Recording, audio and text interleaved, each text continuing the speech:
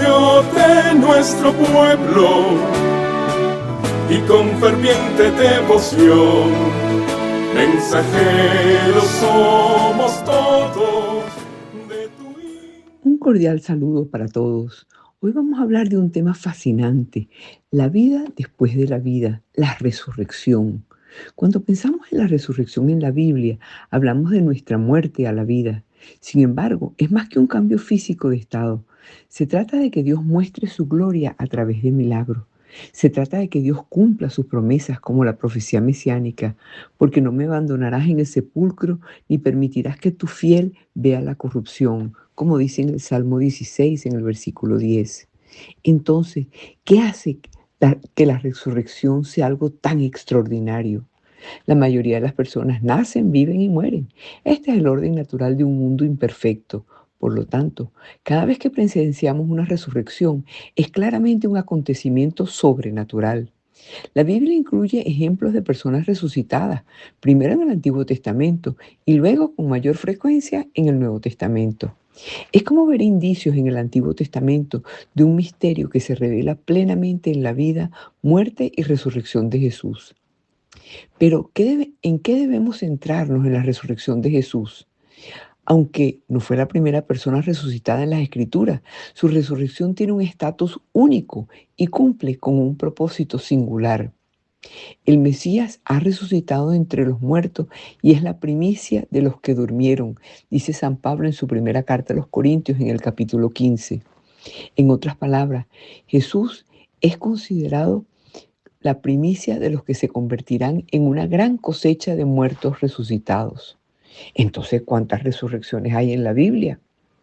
Aunque ya dijimos que no fue la primera persona en experimentar la vida después de la muerte, la resurrección de Jesús es única entre un selecto grupo de personas que resucitaron en la Biblia. Algunas historias de resurrección descritas en el Antiguo Testamento ocurrieron en el pasado. Algunas de las del Nuevo Testamento también ocurrieron y también al mismo tiempo están mencionadas en el Nuevo Testamento que aún está por venir. ¿Cuántas resurrecciones menciona el Antiguo Testamento? Bueno, vamos a ir analizándolas. Primero, el profeta Elías resucita al hijo de una viuda en el capítulo 1 de los Reyes. Luego, el profeta Eliseo resucita al hijo de la Sulamita en 2 Reyes 4. En el tercero, un cuerpo es arrojado a la tumba de Eliseo y resucita en 2 Reyes 13.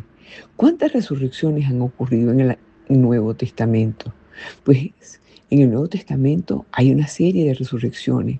Por ejemplo, Jesús resucita a la hija de Jairo y lo encontramos en el Evangelio de Marcos en el capítulo 5. Luego Jesús resucita al joven de Naín en el capítulo 7 de Lucas. Jesús resucita a Lázaro en el capítulo 11 de San Juan.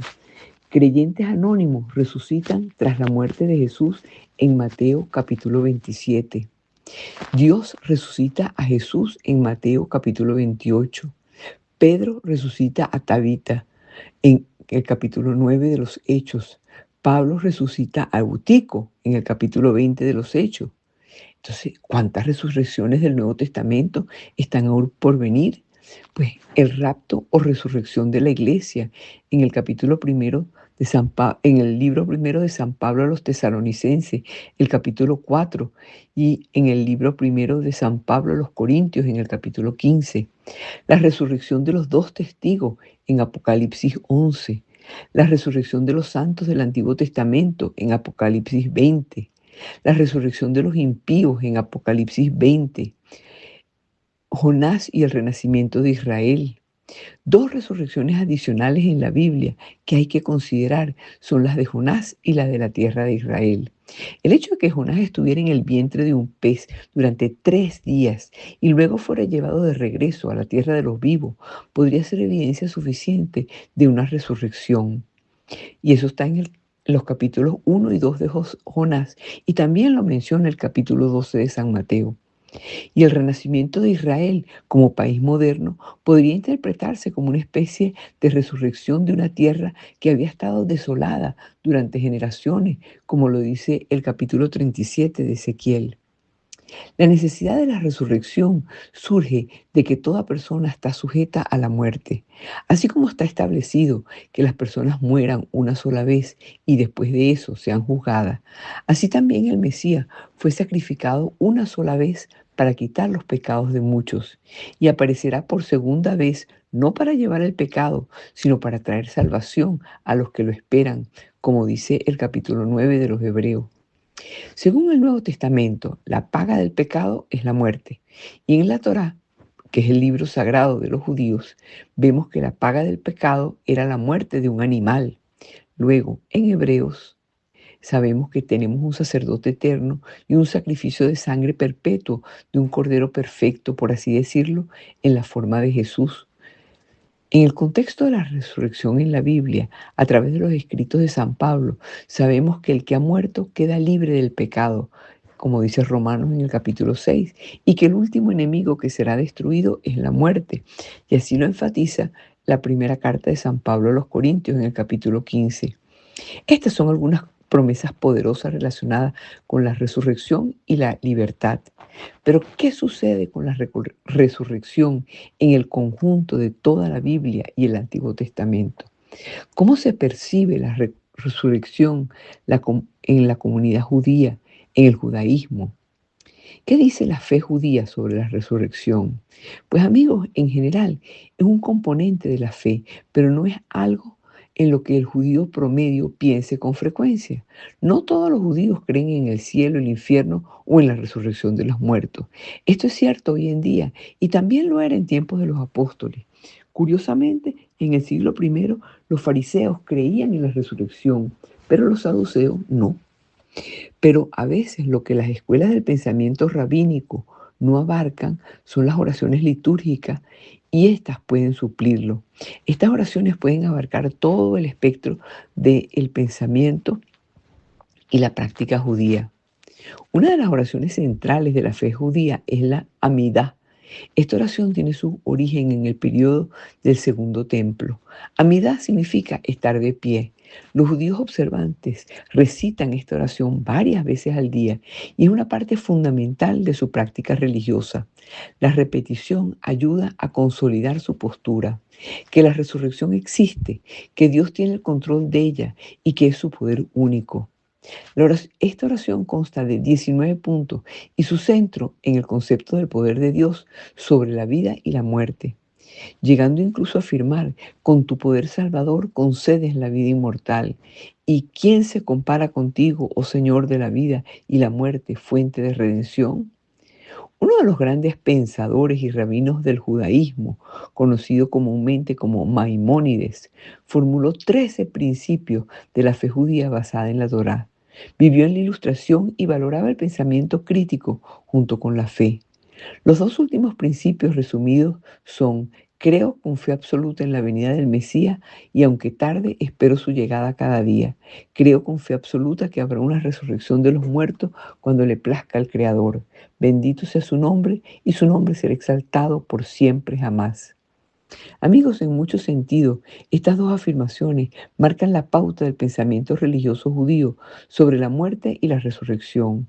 Debido a estas creencias, hoy en día, en Israel, el personal de los hospitales judíos suele consolar a quienes pierden a un ser querido con frases como: tu padre se ha ido, pero lo volverás a ver en la resurrección. Encuentran consuelo en la resurrección, al igual que los creyentes en Jesús. La mayoría de los judíos religiosos creen que en la era mesiánica habrá una resurrección masiva de los muertos, y esta creencia es coherente con la creencia cristiana de que la segunda venida de Jesús traerá una resurrección masiva cuando Jesús esté de pie sobre el monte de los olivos. En aquel día sus pies se posarán sobre el monte de los olivos, al este de Jerusalén, y el monte de los olivos se partirá en dos de este a oeste. Así lo profetizó el profeta Zacarías en su capítulo 14. A muchos judíos les cuesta creer que Jesús sea Dios y el Mesías, y mucho menos que haya resucitado de entre los muertos. Por eso, los judíos mesiánicos han tendido a tratar la resurrección como un postre, en lugar de un plato principal, por así decirlo. El proverbial alimento de su apologética es Jesús como el cumplimiento definitivo de la profecía mesiánica. Pero, ¿saben qué? Hay espacio para ambos. Sin embargo, sin enfatizar en la resurrección, no tenemos una razón real para creer en ninguna de las profecías. La resurrección de Jesús debe ser algo fundamental. Y las Escrituras afirman claramente que la resurrección debe ser el centro y la esencia de nuestra fe. Consideremos estos dos pasajes que están en la primera carta de San Pablo a los Corintios, en el capítulo 15. En la primera carta de San Pablo a los Corintios, en el capítulo 15, dice: ahora bien, si se anuncia que el Mesías resucitó de entre los muertos, ¿cómo pueden algunos de ustedes decir que no hay resurrección de los muertos? Pero si no hay resurrección de los muertos, ni siquiera el Mesías ha resucitado. Y si el Mesías no ha resucitado, vana es nuestra proclamación y vana también es nuestra fe. Y luego probablemente existió un credo mesiánico primitivo, representado en los versículos 3 al 5, donde dice que la resurrección era la prueba definitiva para la iglesia primitiva. Porque les transmití, dice San Pablo, como de suma importancia lo que a mi vez recibí, que Cristo murió por nuestros pecados, conforme a las Escrituras, que fue sepultado, que resucitó al tercer día conforme a las Escrituras y que se apareció a Cefas, Pedro, y después a los 12. Entonces se apareció a más de 500 hermanos a la vez, la mayoría de los cuales aún viven, aunque algunos ya han muerto. Luego se apareció a Santiago y después a todos los apóstoles.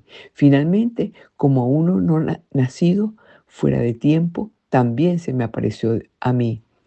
Eso dice San Pablo. Hoy, amigos, lo fundamental para nosotros como creyentes debe ser la resurrección de Jesús en la Biblia. Ese acontecimiento que es lo que da fundamento y solidez a nuestra vida y a nuestra fe.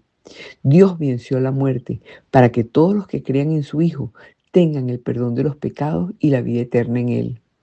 El hecho de que la resurrección haya ocurrido significa que debemos vivir en el poder de la resurrección.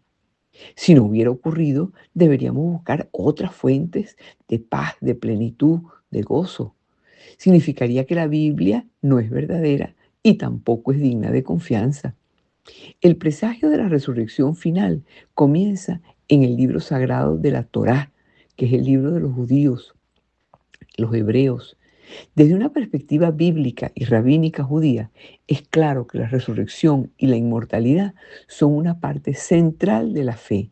Esto debe animarnos aún más a quienes conocemos la historia completa, porque tenemos la certeza de la resurrección. Sabemos que Jesús es la primicia de entre los muertos y que nosotros formamos parte de esa cosecha. Mientras tanto, el poder de la resurrección puede obrar en nosotros al compartir esta esperanza. Amigos, el domingo de resurrección decimos: aleluya, Cristo ha resucitado. Así es como nos saludamos con alegría en la mañana tan especial del domingo de resurrección. Esta exclamación, aleluya, Cristo ha resucitado, es también nuestra humilde profesión de fe en la resurrección de Cristo para ser proclamada al mundo. Como sabemos por los evangelios de Mateo, Marcos, Lucas y Juan, Jesucristo resucitó de entre los muertos al tercer día de su crucifixión, es decir, el domingo. Su resurrección marca el triunfo del bien sobre el mal, el pecado y la muerte. Es el acontecimiento singular que demuestra que quienes confían en Dios y aceptan a Cristo también resucitarán. Dado que la Pascua representa el cumplimiento de las promesas a la humanidad, esta es la festividad más importante del calendario cristiano. En los evangelios, los detalles precisos del relato de la Pascua varían ligeramente, pero ninguna de estas variaciones es crucial para la historia principal.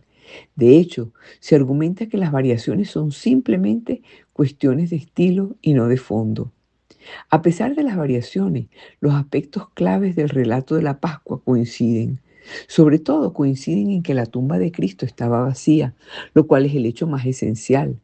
Se trata del misterio de los misterios que se siguen realizando hoy en la celebración litúrgica y en la vida de cada uno de nosotros.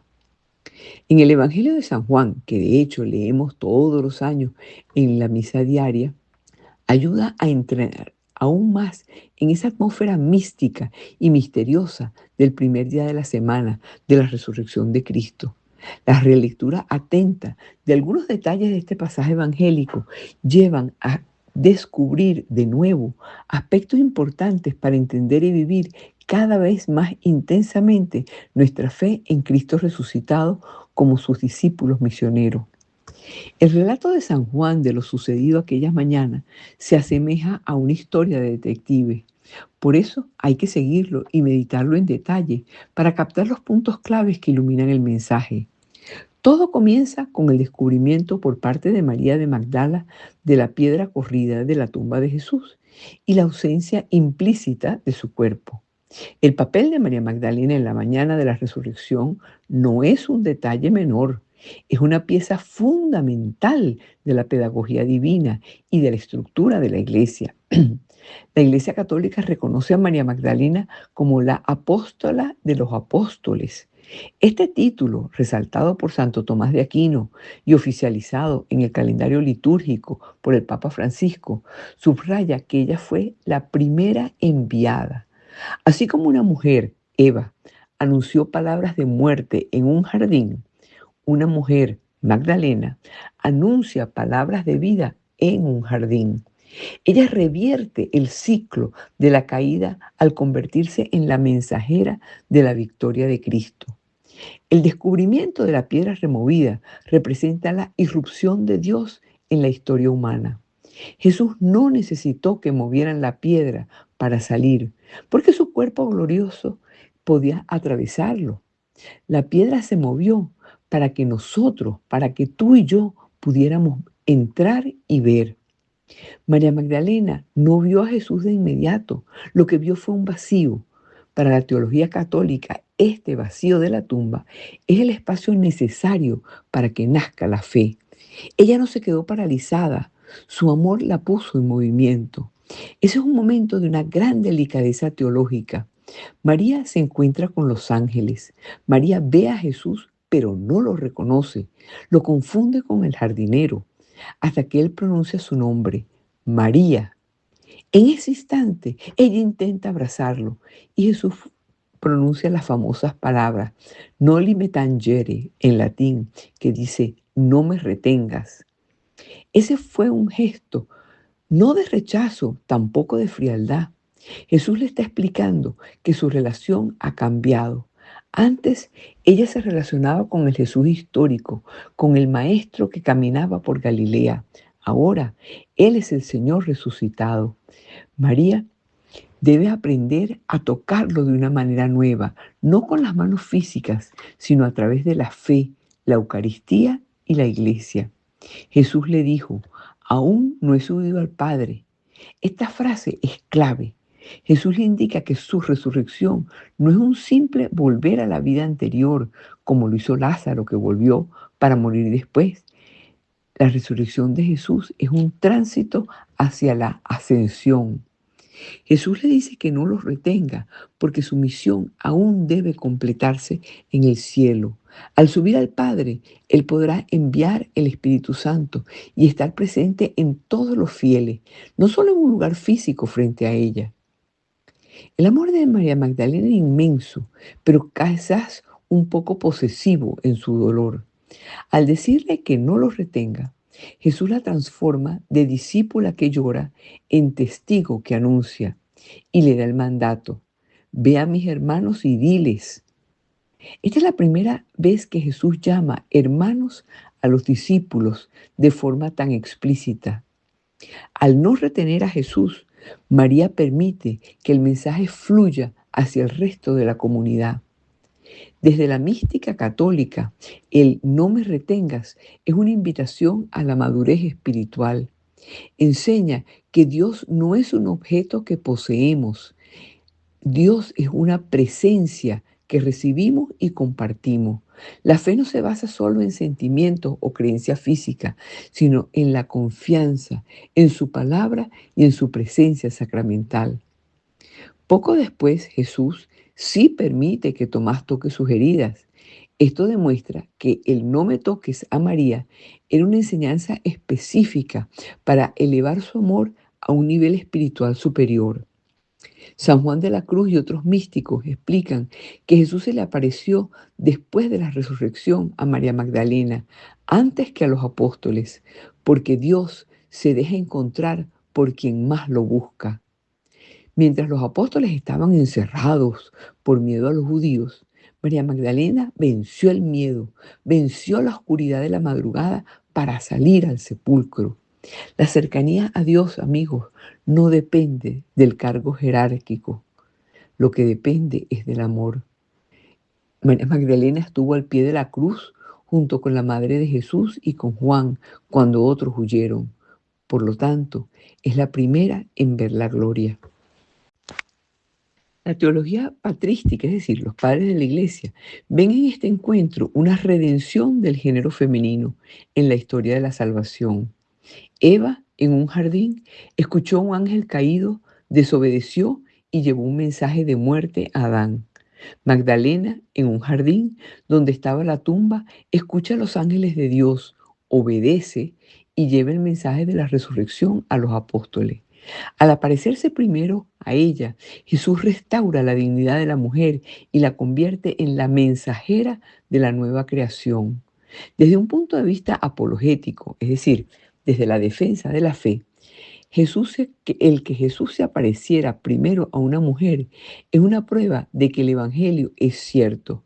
Porque en el siglo I el testimonio de una mujer no tenía validez legal en ningún tribunal judío ni romano.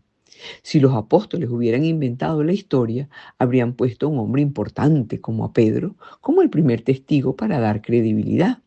Pero que el Evangelio registre a María Magdalena como la primera testigo demuestra que los discípulos simplemente contaron lo que pasó, por sorprendente o poco conveniente que fuera para la época.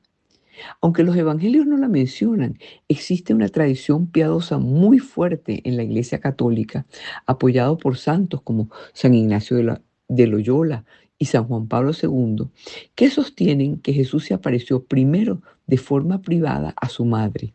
Sin embargo, a nivel público y oficial, para la misión de la Iglesia, el primer testimonio es el de María Magdalena, para enseñarnos que incluso quien tuvo un pasado oscuro, porque de ella habían salido 7 demonios, puede llegar a ser la más cercana a la gloria de Dios. La Iglesia resalta este detalle de los 7 demonios por una razón de esperanza. El hecho de que la primera testigo de la resurrección sea alguien que estuvo poseída o profundamente atribulada y alejada de Dios es un mensaje de que la gracia de Dios puede transformar la miseria más profunda en la santidad más alta. Ella representa a la humanidad que, estando bajo el dominio del mal, los 7 demonios, es rescatada por Cristo para ser portadora de la luz. Hoy en día, la misión de la Iglesia, inspirada en María Magdalena, se resume en 3 pasos. Primero, acompañar en el dolor, como lo hizo ella en el pie de la cruz. Segundo, buscar con esperanza, como ella, que fue a buscar la tumba en la noche oscura. Y tercero, anunciar con alegría, como hizo ella frente a los apóstoles. La Iglesia es mujer porque es madre y María Magdalena es su ícono más luminoso de esperanza. Vamos a detenernos un momento en lo de la piedra removida.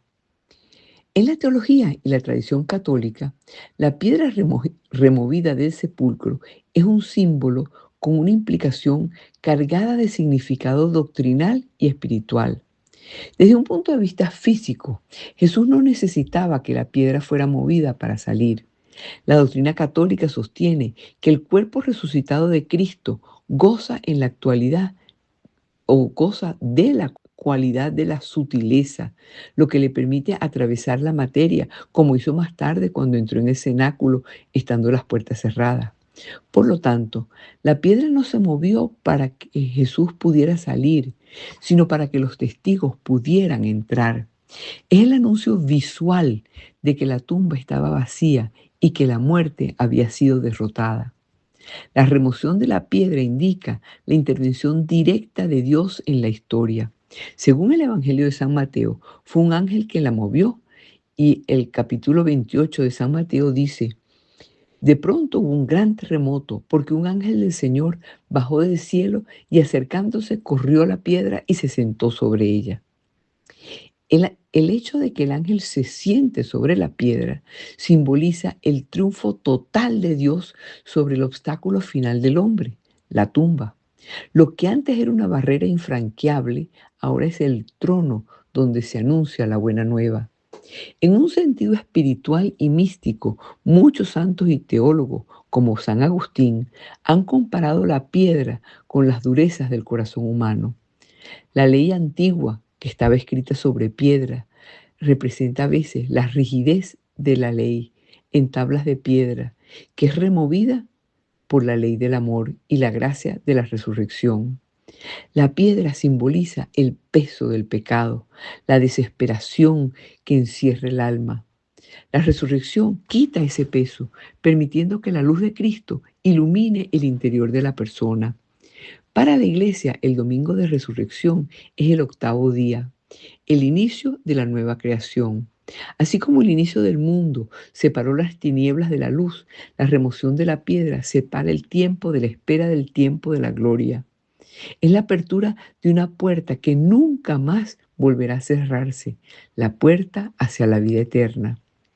El hecho de que María corriera a buscar a los discípulos tiene dos lecturas profundas. María Magdalena representa la intuición y el amor que busca fervientemente a Dios, al Señor. Sin embargo, ella no se guarda el mensaje para sí mismo. Ella acude a la estructura de la iglesia, representada por Pedro, que es la autoridad, y por Juan, que es el discípulo amado.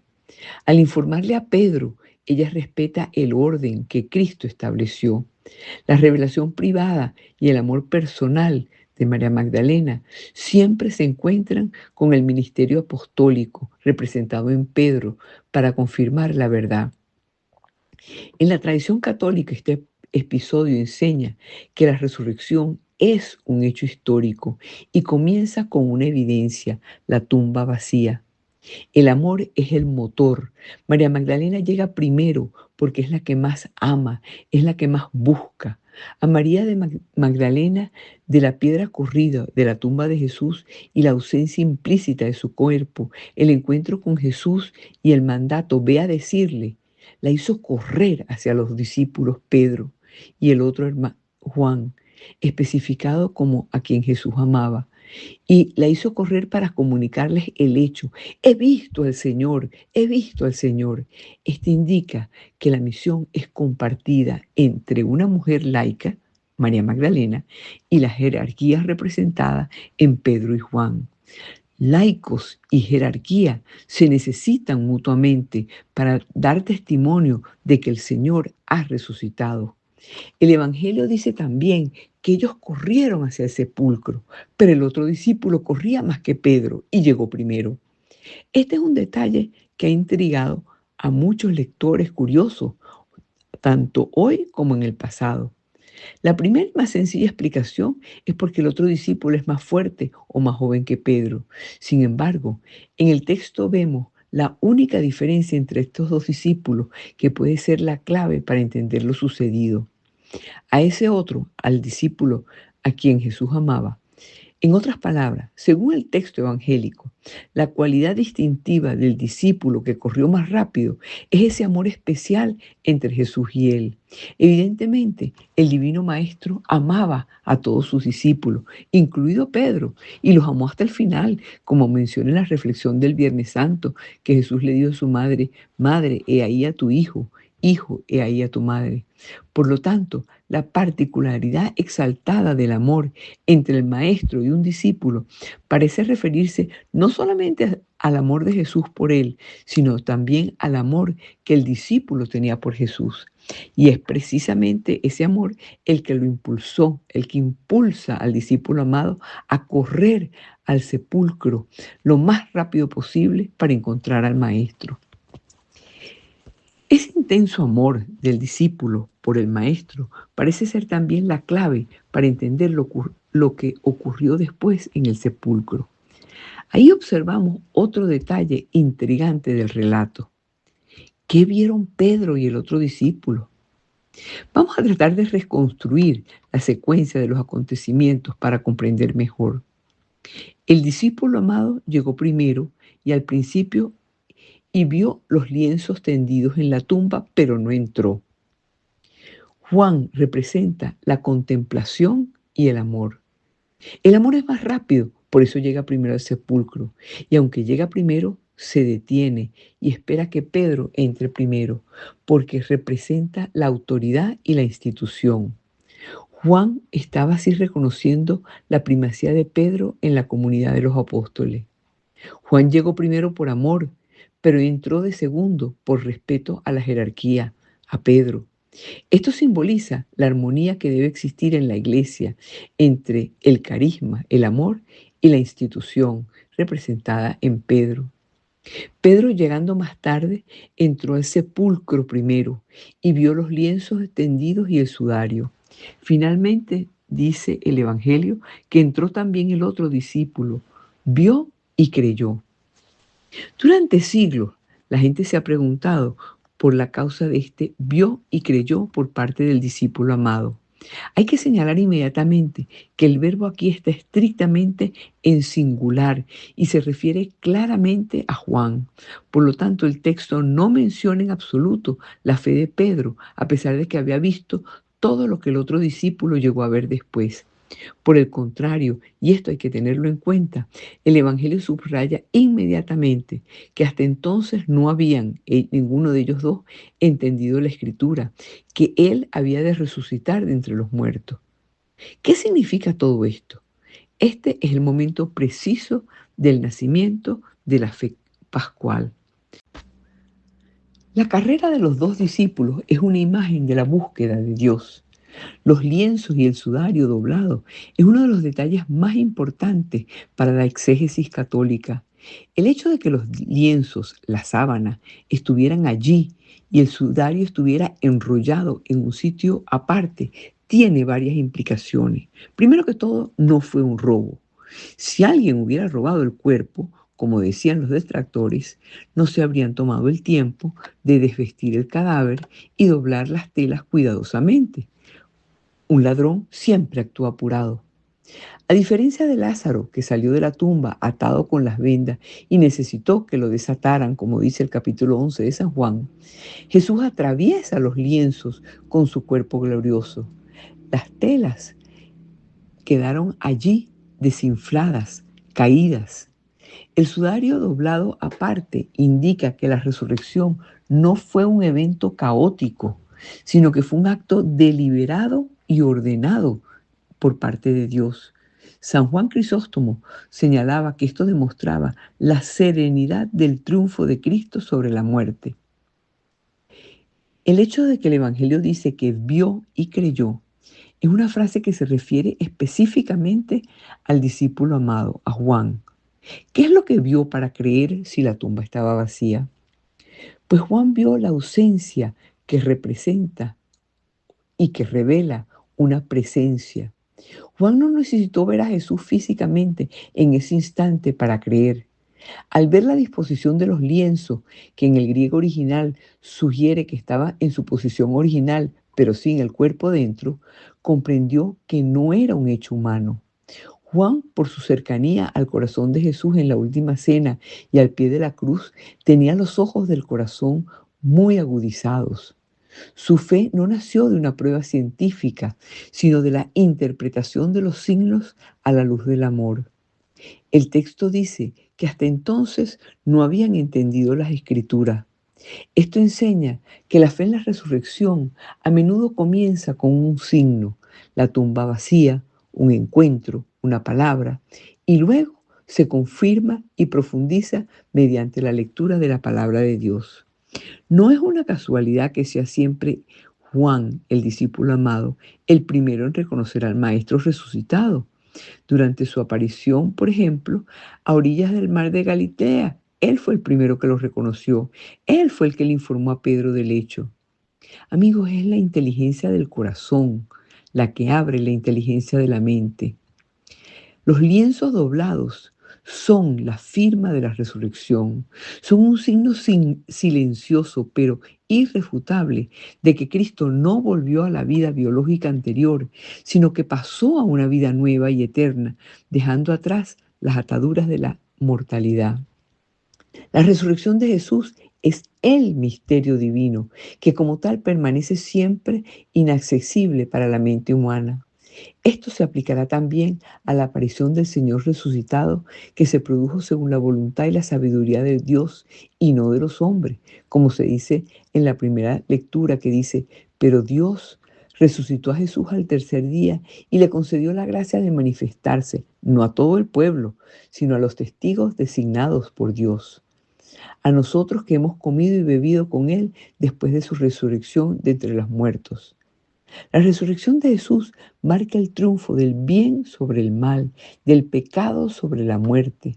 Es el acontecimiento singular que demuestra que quienes confían en Dios y aceptan a Cristo van a resucitar, como ya lo hemos dicho. Por otra parte, el resucitado le dice a los apóstoles, bienaventurados los que crean sin haber visto. Esto está en el capítulo 20 de San Juan. Hay que recordar que Él rezó por estos bienaventurados que solo creían en base a las palabras de los apóstoles. Este bendito creer es una gracia que, sin embargo, debe florecer constantemente en los propios discípulos de Jesús. Esta gracia viene sí del testimonio apostólico, pero también de experimentar los signos del resucitado en sus vidas. Y esto solo será perceptible a través del amor. Como meditamos el Viernes Santo, Jesús amó a los suyos y los amó hasta el final. Y siguió amando más allá del final. Muerto por amor, resucitó en el amor. Hoy como entonces, Cristo deja siempre a sus discípulos los signos concretos de su resurrección. De hecho, los acompaña en su misión con los signos de su presencia real y operativa. Estos signos son a veces tan simples como los paños y el sudario, y a veces tan ambiguos como esa piedra sacada del sepulcro, que puede aludir a un robo del cadáver o una demostración intencional de la tumba vacía. No está aquí, ha resucitado. En verdad, ha resucitado. Amigos, era necesario que Cristo resucitado, que más tarde también podía entrar en los lugares a pesar de las puertas cerradas, quitara la piedra para poder salir del sepulcro. Miren, la cuestión fundamental es la siguiente. ¿Cuál de sus discípulos verá estos signos del resucitado y creerá primero, señalándolos a los demás? Vamos a pedirle a Dios que abra los ojos de nuestros corazones para que podamos contemplar ante el sepulcro vacío la presencia del Maestro que murió y resucitó, que amó a los suyos hasta el final, más allá del final, y que podamos discernir con amor los signos de su resurrección a nuestro alrededor, para entrar en la alegría de una vida que renace continuamente en Él, a pesar de todas las dificultades, las angustias, las tragedias, las muertes. Amigos, Cristo ha resucitado, realmente ha resucitado. En los evangelios, los detalles precisos del relato de la pasión varían ligeramente, pero ninguna de estas variaciones es crucial para la historia principal.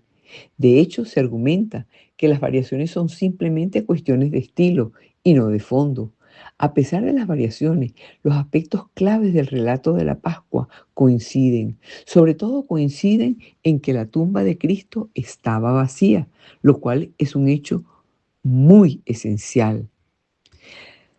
Las Escrituras afirman claramente que la resurrección debe ser el centro y la esencia de nuestra fe, porque, como decía San Pablo, si se anuncia que el Mesías resucitó entre los muertos, ¿cómo puede alguno de ustedes decir que no hay resurrección de los muertos?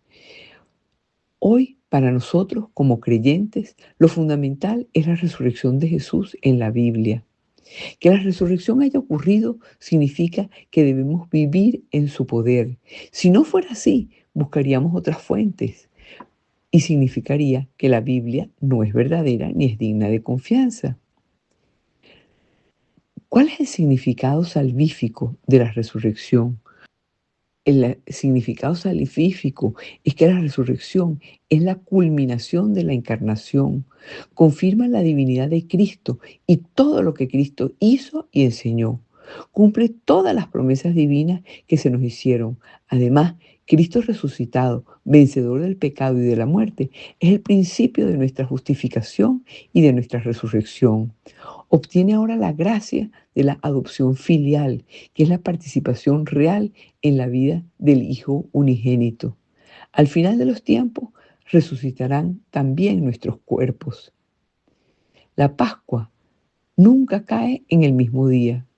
Esto se debe a que la fecha se calcula siguiendo el ciclo lunar y se celebra el primer domingo después de la primera luna llena, que ocurre después del equinoccio de primavera en el hemisferio norte. Por eso siempre oscila entre el 22 de marzo y el 25 de abril. Amigos, la resurrección no es revivir, la resurrección es un update, es un poner en actualización. A veces pensamos que la resurrección es que alguien murió, volvió a caminar, pero para ti hoy significa algo mucho más profundo. La resurrección es la prueba que nada es definitivo. Ese error que cometimos y que te quita el sueño no es el final. Ese error que se rompió y te dejó vacío no es el final. Esa versión de ti mismo que ya no te gusta puede morir hoy. Imagina que la resurrección es como una actualización del software masivo de tu vida. No te borra quién eres, pero limpia los errores, optimiza tu sistema y te da una interfaz nueva para mirar el mundo. Jesús no volvió para seguir haciendo lo mismo, volvió con un cuerpo nuevo, capaz de atravesar paredes. La resurrección es tu capacidad de atravesar tus propios muros. Todos tenemos una piedra que nos bloquea la salida de la cueva. Esa piedra puede ser el miedo al que dirán, la ansiedad por el futuro, la flojera que nos estanca. Visualiza esa piedra frente a ti, tócala, es fría, es pesada. Ahora siente una luz que no viene de afuera, sino de tu centro. Es una energía cálida, vibrante, imparable. Mira cómo esa luz empuja la piedra. No hace falta fuerza bruta. Lo único que hace falta es la convicción de que tú mereces estar fuera, de que tú mereces estar en la luz junto con Jesús. Vivir en modo Pascua significa que con la resurrección el amor le ganó la partida al odio y que la vida troleó a la muerte. Es lo más grande de la historia. Yo no tengo que cargar con mi pasado como si fuera una condena. Hoy puedo empezar de cero. Hoy decido ser luz para los que están en su propia cueva. Amigos, busquemos sentir el amor de Dios en esta época de Pascua de Resurrección. El domingo de Pascua conmemora la gloriosa resurrección de Jesús, que es la piedra angular de la fe cristiana. La tumba vacía y las apariciones de Jesús a sus seguidores confirman su victoria sobre la muerte y su identidad como Hijo de Dios. Este acontecimiento transforma el dolor y la desesperación de los discípulos en alegría y esperanza y ofrece la misma transformación a todos los que creen en Él. Cuando reflexionamos sobre la resurrección, recordamos que el amor y el poder de Dios son mucho más fuertes que la muerte. Mediante la fe en Cristo resucitado, recibimos una nueva vida, liberados de la esclavitud del pecado y de la muerte. Estamos llamados a compartir esta buena noticia con los demás, proclamando la esperanza y el perdón que se encuentran en Jesús. Que como los primeros discípulos nos llenemos de asombro y admiración ante la realidad de la resurrección y que nuestras vidas sean testimonio del poder transformador de nuestro Señor resucitado. Resucitar en el día a día no es un evento místico que ocurre una vez al año. Es una actitud de constante rebote.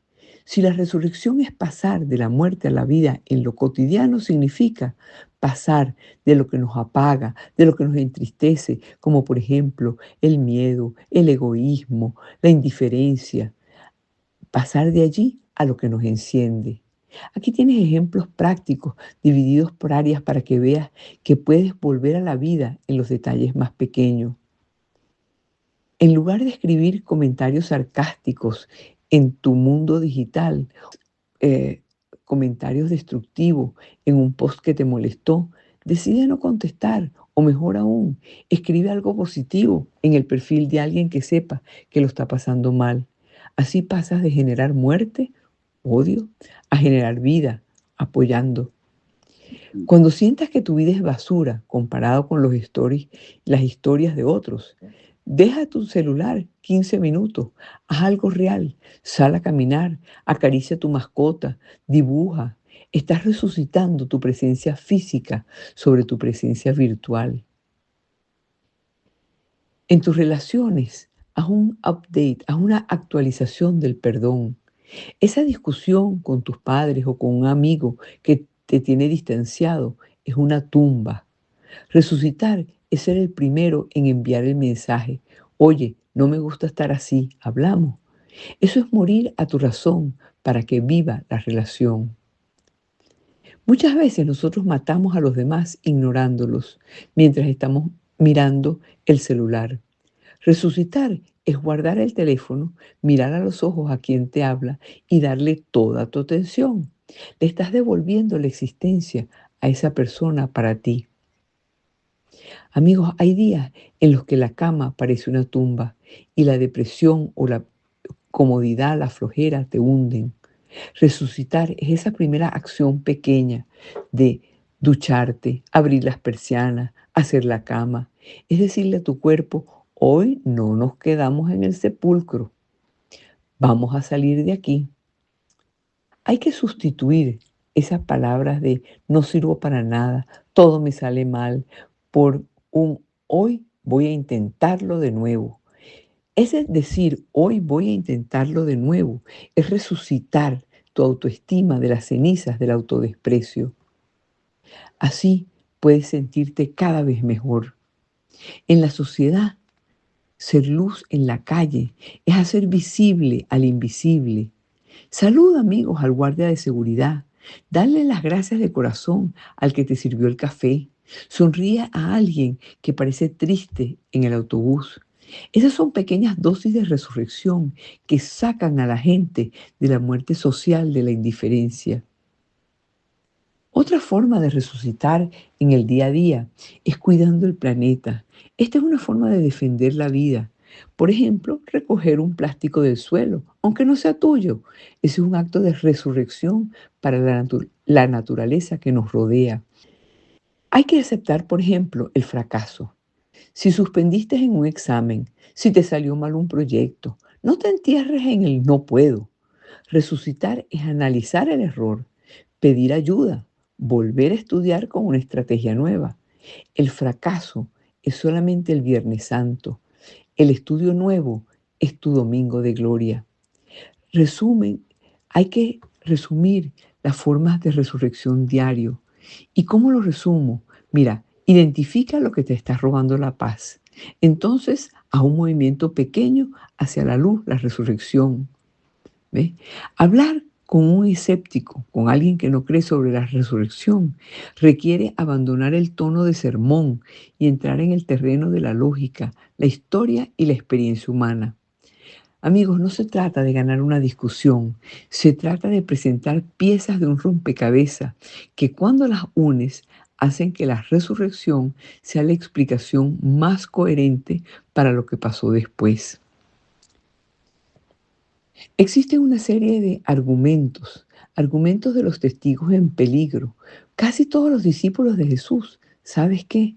Murieron martirizados de formas brutales, unos a pedrada limpia, otros colgados en una cruz, quemados en hoguera. Mucha gente muere por una mentira que cree que es verdad, fanatismo, pero nadie muere por una mentira que sabe que es mentira. Si los discípulos hubieran robado el cuerpo o inventado la historia en el momento en que les pusieron la espada en el cuello para que confesaran el fraude, alguien habría hablado. Nadie se deja torturar por una noticia falsa que él mismo fabricó. Su cambio de cobardes escondidos a valientes que dieron la vida solo se explica si vieron algo que les quitó el miedo a la muerte. Hay otro punto que es interesante, el factor femenino. En el siglo I, el testimonio de una mujer no tenía valor legal en un tribunal. Era una sociedad profundamente machista. Si tú quieres inventar una religión exitosa en esa época, jamás dirías que las primeras en ver a Jesús fueron mujeres, como María Magdalena, sino que dirías que lo vio un sumo sacerdote, una autoridad muy respetada. Que los evangelios mantengan que fueron mujeres las primeras testigos es una prueba de honestidad histórica, porque ellos incluyeron un detalle que a ellos les restaba credibilidad social, porque simplemente fue lo que pasó. Ellos no estaban haciendo mercadeo, ellos estaban contando la verdad, aunque fuera incómoda. El sepulcro vacío, el silencio de los enemigos, las autoridades romanas y judías querían que el movimiento de Jesús desapareciera. Y la forma más fácil de acabar con el cristianismo en la primera semana hubiera sido mostrando el cadáver de Jesús. Jerusalén era en ese momento una ciudad pequeña. Si el cuerpo hubiera estado allí, lo habrían exhibido para humillar a los discípulos. El hecho de que no pudieran presentar el cuerpo, a pesar de tener la guardia y el control del lugar, deja una pregunta abierta que el escepticismo aún no ha podido cerrar de forma convincente con pruebas. El argumento de la resonancia universal. Este es el ángulo más personal. Todos sentimos que la muerte es injusta, antinatural, aunque sea biológicamente inevitable. Tenemos sed porque existe el agua. Tenemos hambre porque existe la comida. Tenemos un deseo profundo de que la justicia y el amor trasciendan a la muerte. Y si ese deseo existe, porque la vida eterna es una realidad. La resurrección es la respuesta a la intuición humana de que el mal no tiene la última palabra. Es la teoría del todo que da sentido al sufrimiento. Amigos, no te pido que creas por fe ciega, te pido que mires los hechos. Un grupo de pescadores asustados cambió el curso de la historia de la noche a la mañana.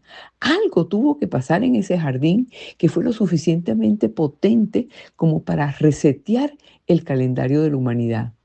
No necesitas todas las respuestas hoy.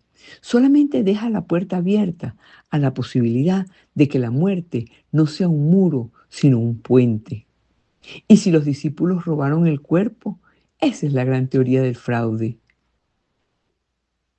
La pregunta de que si los discípulos roban el cuerpo es lo más lógico. Entraron de noche, despistaron a los guardias, escondieron el cadáver para que pareciera un milagro.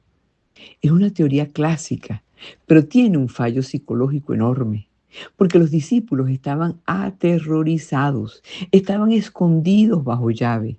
Robar un cuerpo custodiado por soldados romanos profesionales bajo pena de muerte era una misión suicida.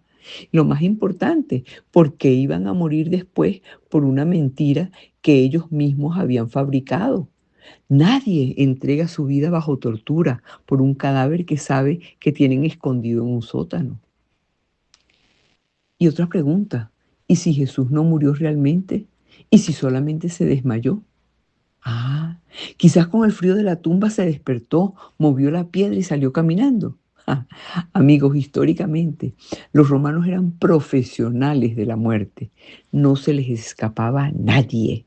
Jesús fue azotado hasta perder casi toda su sangre y luego atravesado por una lanza en el costado, de donde salió sangre y agua, señal médica de muerte. Un hombre en ese estado, sin atención médica, envuelto en 30 kilos de vendas y especies, no podría empujar una piedra de 2 toneladas desde adentro y convencer a sus amigos de que era el Señor de la vida. Parecería un superviviente herido, no el vencedor de la muerte. Hay quienes se preguntan, caramba, ¿no serían alucinaciones colectivas por el trauma? Estaban tan tristes que proyectaron lo que querían ver. Fue un fenómeno psicológico de duelo. Amigos, las alucinaciones son individuales, como los sueños. Dos personas no tienen la misma alucinación exacta al mismo tiempo. Jesús se apareció a grupos grandes, se apareció a escépticos como su hermano Santiago, a enemigos como Saulo de Tarso. Además, una alucinación no explica por qué el sepulcro estaba vacío. Si hubiera sido una visión mental, las autoridades solo habrían tenido que sacar el cuerpo de la tumba para desmentirlos a todos. Otros preguntan, bueno, ¿y entonces por qué no se le apareció a Pilatos o al César para que todos creyeran? Si de verdad quería convencer al mundo, que hubiera ido al palacio, que le diera un susto a los que lo mataron. Bueno, amigos, ese es un punto fascinante. Dios nunca pasa por encima de nuestra libertad. Si Jesús se aparece en el cielo con rayos, truenos ante todo el mundo, nos obligaría a creer por miedo o evidencia bruta. La resurrección se les revela a los que buscan, a los que aman, a los que están dispuestos a cambiar de vida. Jesús no busca fans impresionados. Jesús busca amigos que lo sigan por amor, no por espectáculo de magia. Amigos, los invito a considerar que la resurrección es la explicación menos absurda para un cambio tan radical en la historia. Es Jesús que volvió a la vida para no morir jamás. Y amigos, con Dios siempre ganamos. Orgullo de nuestro pueblo y con ferviente devoción, mensajeros somos todos de tu innegable protección. Mensajeros somos